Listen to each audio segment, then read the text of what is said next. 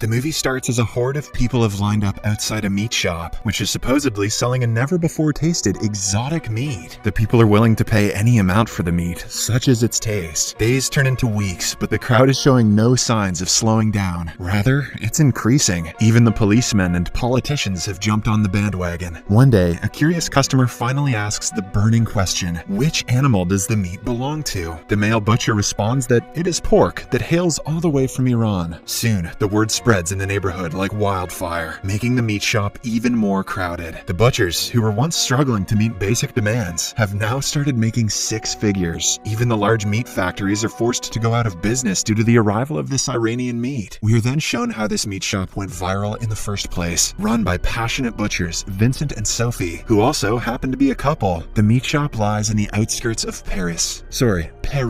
At first glance, it looks as if the couple's life is smooth sailing. However, things are very different internally. The shop hardly attracts any customers, and the ones that eventually come are repulsed by Vincent's strange massages on the meat. One day, a group of masked vegan activists attacks the shop. They throw blood at the couple and trash the place before fleeing. Furious, Vincent chases after them and manages to pin one to the ground. After a bit of a struggle, he also unmasks the activist. However, the vegan's groupmates quickly arrive at the scene and rescue him. Before leaving, they also beat up Vincent, leaving him agitated. Maybe Vincent should spend more time pumping iron and less time touching meat. Later in the day, the couple visits their friends Stephanie and Mark's home for lunch. In the kitchen, Sophie cries to Stephanie, revealing how the bank refused to give them a loan and that they are going bankrupt. Stephanie initially tries to cheer her friend up, but soon starts boasting about how her husband makes good money. It's then revealed that Stephanie and her husband Mark also own a butcher shop that's doing very well. After a while, as the two couples have dinner together, Vincent brings up the incident from earlier in which his shop was vandalized. First of all, Mark makes fun of him for not installing any security measures, but then he brings out a rifle and gives it to Vincent. He mentions that the gun is to protect the meat shop from vegan extremists. Vincent does not have a gun license, but he accepts the gift anyway. The vegans won't mind. These bullets ain't made of cow. On their way back home, Sophie tells her husband that she's been thinking of divorcing him, as their marriage has become boring. Being the wise man that he is, Vincent ignores her completely, and soon he spots one of the vegan extremists that trashed his shop earlier. To teach the prick a lesson, Vincent puts his car in reverse in an attempt to knock him down. However, he loses control of his car and ends up killing the man. Panicked, he proceeds to dial the police and confess that it was an accident, but Sophie stops him, fearing a long prison sentence. Instead, she suggests that they should copy a serial killer named Michel Francois, who dissected his victims and left them in garbage bags all over the city. Vincent realizes that his wife has been watching too many serial killer shows, but he nonetheless agrees to her idea. Plus, maybe they can chop this dude up and make some money. At night, he places the corpse in his shop and starts butchering it. In the process, an ear falls to the ground, and Vincent's dog gobbles it up in an instant. After dissecting the body for hours, it gets really late, so Vincent plans to get rid of it early in the morning. The next day, he wakes up late and finds the meat missing. As he frantically looks for it, Mrs. Coignard, a regular customer, arrives at the shop. She mentions that she loved the meat Sophie sold her so much that she's back to purchase more. It turns out Sophie inadvertently sold the human meat to an unsuspecting Mrs. Coignard, mistaking it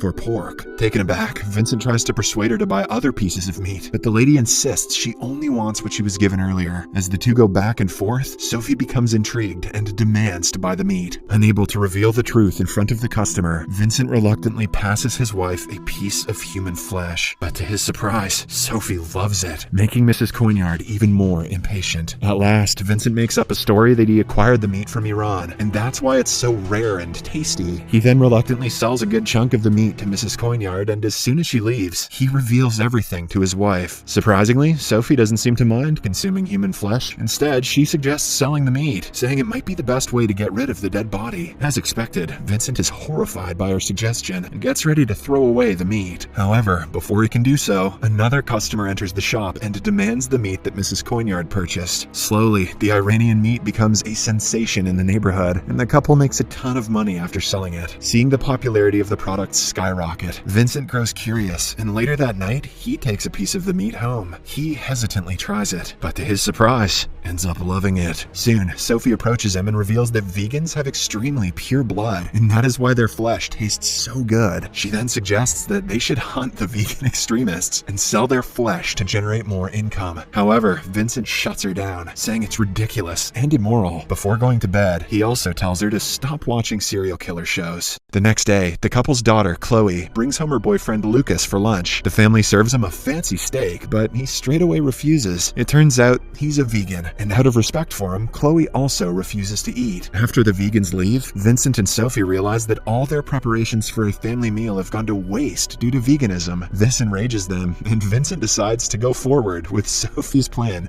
to hunt vegans. When a vegan is porking your daughter, it's time to turn that vegan into pork. That night, the couple heads to a vegan restaurant and selects the owner as their first target. They follow him for a while, and Vincent even manages to break into his room with a cleaver. However, at the last moment, he gets cold feet and backs out. With the first attempt being a total failure, the demanding Sophie feels that they need more practice. Hence, the next day, the couple comes back with an elaborate plan. They pretend to be vegans and protest outside a supermarket to search for a potential vegan target. Eventually, a skinny guy walks up to them, praising them for their efforts. Sophie convinces him to meet up later in a parking lot so that they can discuss vegan stuff. As per the plan, the couple heads to the spot early and rehearses different ways of killing their target. Soon, the vegan arrives in a van, but to the couple's dismay, he has brought some of his friends as well. Because of this, Sophie and Vincent are forced to abort their plan. After a while, the vegans reveal that they are going to raid a meat shop, so they ask the couple to tag along. Afraid of being exposed, Sophie and Vincent reluctantly oblige. Along the way, they lie about their current identities and mention that they are florists. After reaching their destination, the butcher couple realizes that the meat shop belongs to their own friends, Mark and Stephanie. Sophie starts doubting the idea, but Vincent, who is clearly envious of his rich friends, enters the shop and starts trashing it with the vegans. In the next scene, the couple goes to a restaurant to have dinner. There, they discuss ways to hunt down victims without arousing suspicion. However, they disagree over something and soon get into an ugly fight, causing Vincent to angrily storm off. As Sophie sits there alone, a waiter takes advantage of the opportunity and hits on her. Sophie realizes that they have similar interests, and after a while, the waiter takes her out on a ride. When they arrive outside Sophie's home, things get romantic and the two start making out. However, when Sophie finds out that he is a vegan, she purposely bites his tongue, causing it to bleed. She then invites him inside to treat his wound, to which the waiter obliges. While the guy is inside the bathroom, Sophie walks up to Vincent and briefs him on the situation. As expected, the latter gets nervous and refuses to do it, but the cunning lady starts blackmailing him, saying that she will sleep with the waiter if he refuses to kill. Upon hearing this, Vincent loses his temper and begins to sharpen his knife, but at the last moment, he again chickens out and urges his wife to let the man go. However, Sophie has some other plans. She purposely gets the man naked and proceeds to have intercourse with him. This finally riles up Vincent, so he beats the poor man to death. I get that this movie's a metaphor or whatever, but geez. The next day, Sophie gets a call from her friend Stephanie, who tells her about last night's vandalism. The butcher couple immediately reach the scene, pretending to be concerned. There, they see Mark arguing with a police officer. It turns out he is the same officer who is investigating the vandalism of Vincent's butcher shop. Afterwards, the officer asks to speak to Vincent privately. Vincent initially panics, but soon, it's revealed that the police officer has also heard about the famous Iranian pork, and he wants to buy some. Eager to earn more money, Vincent promptly says yes, and later that day, the couple again sells human meat. Numerous customers line up for the product, and as a result, it gets sold out within an hour. Hence, they decide to make vegan hunting a regular thing, and with the help of some deadly weapons and sophisticated techniques, they begin a daily killing spree. By the end of the week, they increase the price of the meat and generate a high profit. One day, while on lunch with their friends, the couple bring along the fake Iranian pork, and like the previous customers, Stephanie and Mark also immediately fall in love with the taste. But suddenly, while chewing on the meat, Mark bites onto something metallic. Stephanie, who is a former nurse, instantly recognizes the object as a pacemaker. It turns out that one of Vincent's victims had a pacemaker installed in their heart. He somehow manages to defuse the situation, but the competition between both the couple's meat shops initiates an argument, which quickly turns into a physical fight. The husbands begin tussling on the ground, and all of a sudden, Vincent bites off Mark's ear and starts chewing on it. He then spits the ear out, gives Mark a menacing look, and leaves with Sophie, much to everyone's horror. Sophie and Vincent continue killing humans and rake in huge profits. On top of that, their dying marriage is also now saved. One day, the couple attends a vegan festival festival, where Vincent notices a little chubby boy. The cannibal can't resist the urge to think of ways to butcher the boy for his meat. Soon, it dawns on Vincent that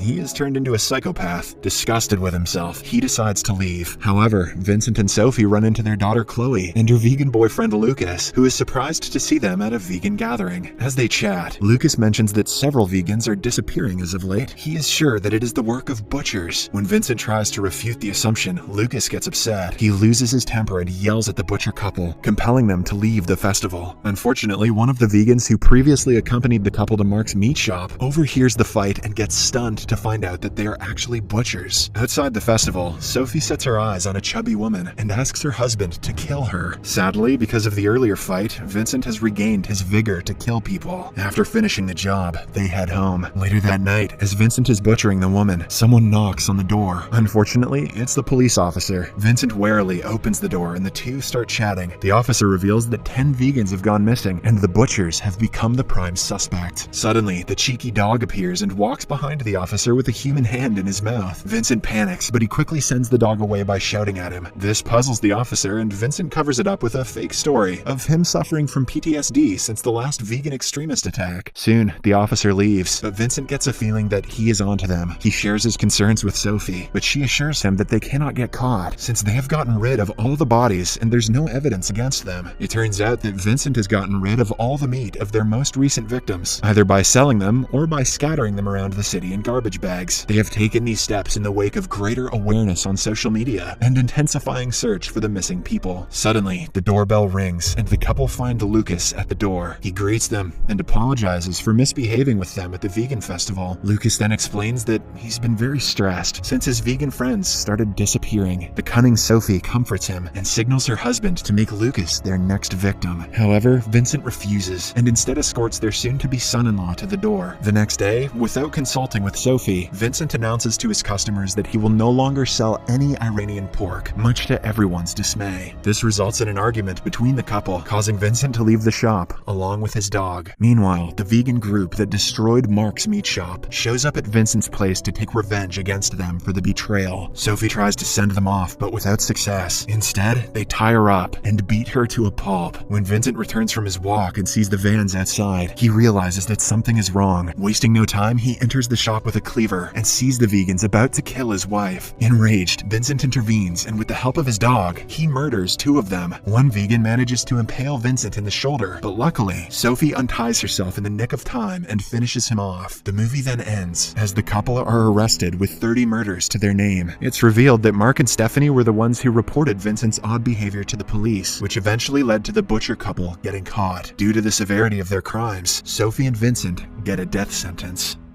Subscribe and turn on notifications for more videos like this.